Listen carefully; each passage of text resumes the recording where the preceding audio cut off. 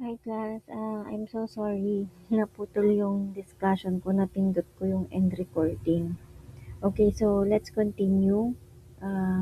Nag-stop ako sa the process of retirement. Ayan, prepare ko lang yung notes ko. Okay, so when we say retirement class, hindi lang yan siya one-time event. Ito yung process na nag adjust ang isang tao sa bago niyang buhay. So, parang merong big life change na nagre-require ng planning and adaptation. So, may mga factors na pwedeng makaapekto sa retirement adjustment. So, this will determine kung papaano makakapag-adjust ng maayos ang isang tao. Una, yung health and money. Kapag meron silang good health, meron din silang enough savings, nagkakaroon sila ng easier adjustment. Sa work experience naman, another factor, kapag stressful ang trabaho, mas na-enjoy daw nila ang retirement. Pag family situation naman, kapag merong supportive family, mas smoother yung transition ng retirement. So from uh, being a workaholic and then supportive by family pa na okay lang kahit gaano siya ka determined na magtrabaho, as long as sinusuportahan sila ng pamilya, mas madali para sa kanya yung mag-retire. Transition experience naman, planned retirement, mas less ang stress. Kasi nga, kumbaga, medyo bata-bata pa lang siya, nag-ipon na siya ng insurance, ganyan. Yun, kapag nag-retire siya, may nagagamit siya, makaka-withdraw siya ng 5 million sa insurance companies, mga ganon. And also activities after retirement. Kapag busy sila or productive, mas maganda yung well-being nila. Okay? We have different phases of retirement. First, we have the pre-retirement. So, this is the planning phase na kung saan uh, iniisip na niya na ano ano kaya ang gagawin ko bago ako mag-retire? Anong mga possible kong pwedeng gawin? Mag-iipon ba ako or magbi-business ba ako? Ganyan. Or i-ano ko na lang siya, i-invest ko na lang siya sa stock market, ano ba?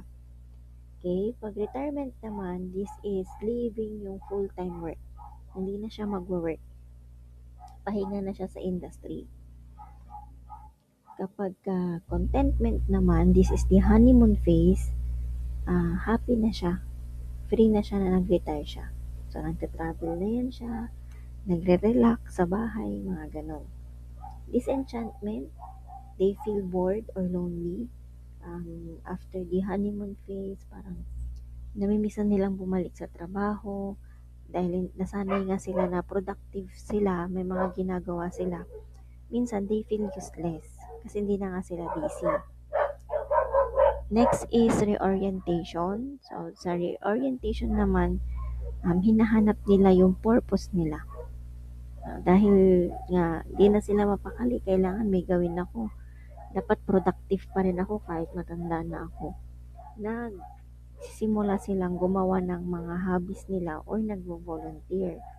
Like for example, punta sa barangay, gawa ng mga ano ba yung mga products na recycled, mga ganyan. And another is routine. Ito na yung last process. So, nagsisettle na sila sa stable lifestyle. For example, araw-araw itong ginagawa niya, nagpa-plantita, plantito, ganun. Kapag hindi nila nagawa yun, naboboard sila, bumabalik sila sa disenchantment. Okay? Lang. Okay. So, aging in one place.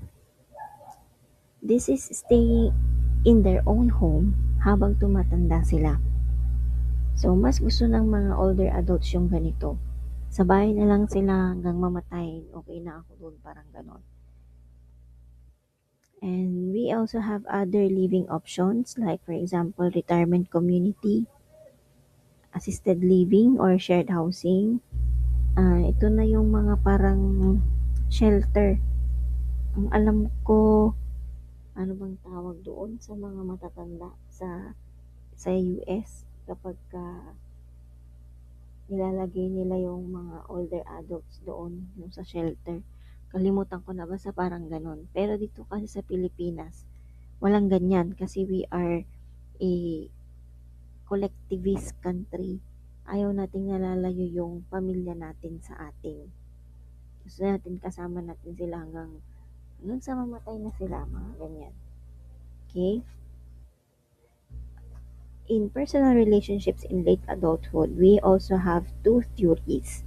The social convoy theory, wherein people keep a support team, family, friends, ganyan, children, and so on, relatives, mga ganyan.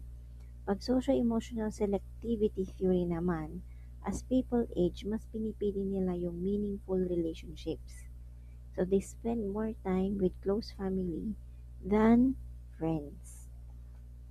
Okay. So that ends our discussion with psychosocial development in late adulthood. Okay, thank you very much, class, for listening, and I will see you soon. Goodbye.